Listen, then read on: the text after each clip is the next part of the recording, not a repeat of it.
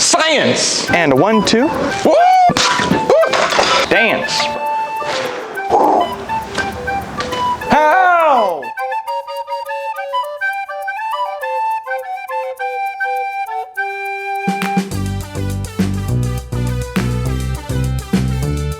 So it's basically a small utility helicopter we use here at NASA to do a couple of things. One of which is to do some of the filming for some of our launches. If you walk around the dive, it has a camera on it. So this is something called the GSS camera, which is basically a high resolution camera we use for some of the wide angle work that we do for the launch. So if you watch the launch, what will happen is you will get a shot of what we like to call a wide angle shot from high altitude. That'll be us in a little helicopter with the camera that'll get that wide angle shot. So usually it's 15 to 25 seconds that we'll get.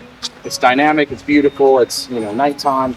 We'll be up providing that. So that's one of the things that we do with the aircraft. One of the other things too is that we have part of our aircraft group that does also some security work that we do actually around center every day. So we actually fly one of our law enforcement teams daily for security operations on the center. And then lastly, we have a medical evacuation sort of bird as well. And we do that for each launch. So every launch that we have, every manned launch that we have, which if you can imagine now is more than we had ever, we're able to do that. They're great aircraft, they're incredibly agile, they have 2 pilots, and also we actually have able to carry 4 in the back, generally about 5, but usually we carry no more than 3 in the back as well. There's weight restrictions and things like that. So let me open the front up real quick and I can show you guys kind of what it looks like. Pay no attention to all of the other things that are in here, but of course we do have custom NASA seats. Why does that matter? It just matters.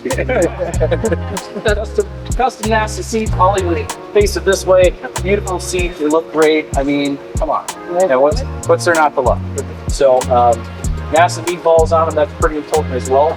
Then in the aircraft, we have something called helionics, or something that is basically an aircraft that's equipped with an autopilot. So I have generally a single pilot aircraft that actually has an autopilot in it, so I can fly it by myself and instrument and meteorological conditions as well. So if the weather's bad, I can fly by myself with an autopilot. So if I get in here, which can happen, and we actually turn the battery on, what we have here is 3 multifunctional displays inside, and actually kind of a flight director down here that does some of that work as well, which I like to call the autopilot. And as it boots up, this is kind of what some of it looks like as it's booting up. So what I mean by MFDs, or multifunctional displays, are basically displays that can be interchanged and also actually provide us with a lot of information that is actually brought into the aircraft, to fly the aircraft and also be able to handle the aircraft as the pilot.